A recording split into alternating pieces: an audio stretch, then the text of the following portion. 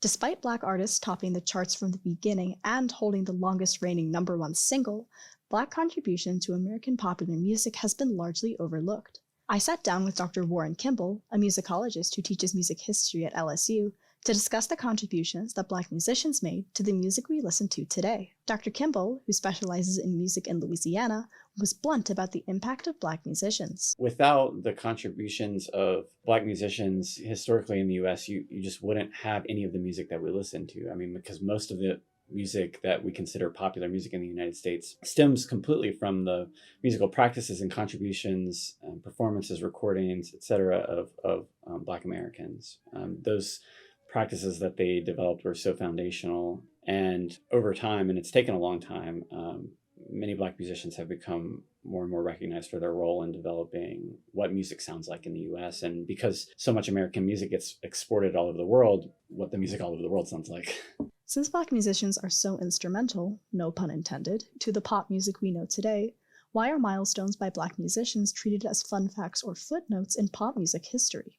Dr. Kimball says that it, like many other aspects of American history, is due to the Eurocentric way that history has been preserved and presented. Historians have, especially historians in, say, universities, which have been primarily white, primarily upper class for a long time, tended to tell a story that either that they learned when they were younger, or that they didn't look too critically at maybe for a long time. And so perhaps in the past, we've been telling stories about like the development of things like rock and roll or popular music without considering the contributions that Black musicians have made to what American music, and especially American popular music, sounds like. But I do think that today, music historians, especially those in universities, from my experience, are doing a pretty good job of kind of turning the tables on that narrative.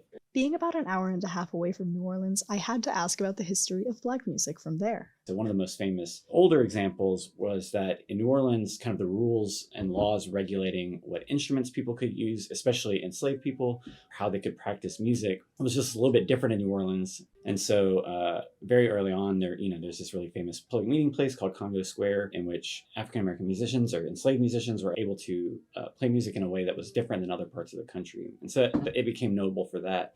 There were also musicians who were trained in kind of classical music making that were active in New Orleans. Sometimes these people were enslaved, sometimes they were free people of color. And we do know a little bit about these musicians. And there's even some like exciting research that I know some people are doing right now about what we would call like a musical salons, where these like kind of upper class, high society private gatherings where musicians would come and congregate with each other and play music, that were happening in like the free people of color community in New Orleans in the 19th century.